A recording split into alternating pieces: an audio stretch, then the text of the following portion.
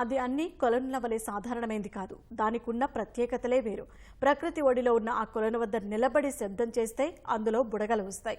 ఇంతకీ ఆ బుడగలు ఎందుకు వస్తున్నాయి? దాని వెనక ఉన్న కారణమేంటి? అసలు ఆ చెరువు ఎక్కడ ఉందో తెలుసుకోవాలంటే ఈ కథనం చూడాల్సిందే. ఇక్కడ కనిపిస్తున్న ఈ చెరువు ఉత్తరాఖండ్ రాష్ట్రంలోనిది.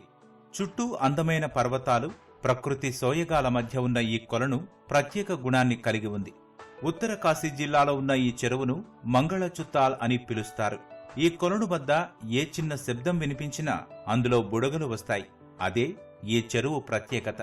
చప్పట్లు, ఈలలు, మాటల శబ్దాలతో నీటి అడుగు నుంచి బుడగలు పైకి వస్తాయి.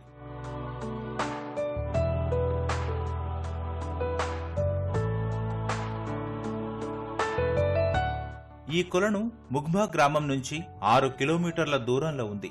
200 మీటర్ల వ్యాసార్థంతో విస్తరించి ఉన్న ఈ చెరువు విశిష్టత నేటికి మిస్టరీగా మిగిలింది. ఈ చెరువును స్థానికులు సోమేశ్వర దేవత కొలను అని పిలుస్తారు.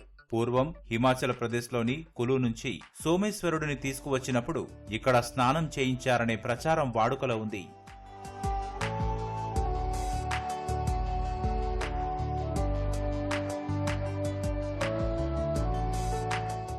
వర్షాలు పడని సమయంలో ఈ కొలను వద్ద ప్రార్థనలు చేస్తారు.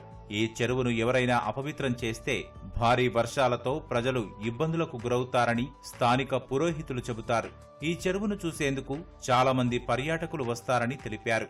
ఈ చెరువును చేరుకునేందుకు రోడ్డు వేయాలని గ్రామస్తులు డిమాండ్ చేస్తున్నారు.